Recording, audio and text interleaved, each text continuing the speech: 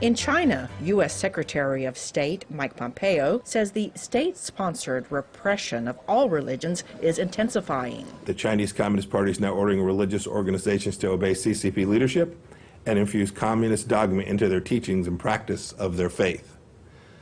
The mass detentions of Uyghurs in Xinjiang continues. So does the repression of Tibetans and Buddhists and Falun Gong and Christians. China has rejected criticism of its mass detainment of Uyghurs as interference in its domestic affairs and says the vast network of detention centers in Xinjiang are used for vocational training.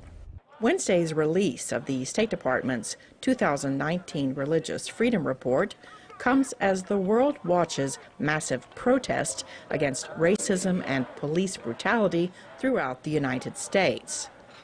Asked about U.S. moral authority to judge other nations, Pompeo said the U.S. confronts injustice head-on, unlike in China. When something as tragic and as awful as what happened to George Floyd takes place, that the government responds.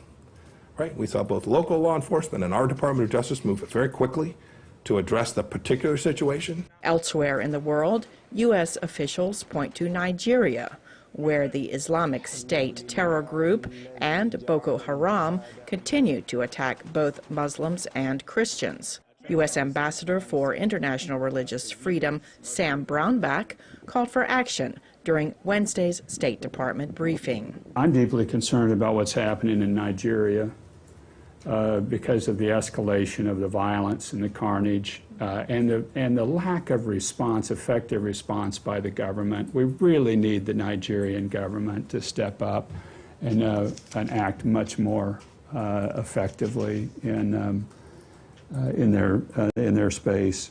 Brownback said majority Muslim Saudi Arabia also remains a country of particular concern, as it is still the only nation in the world without a single church.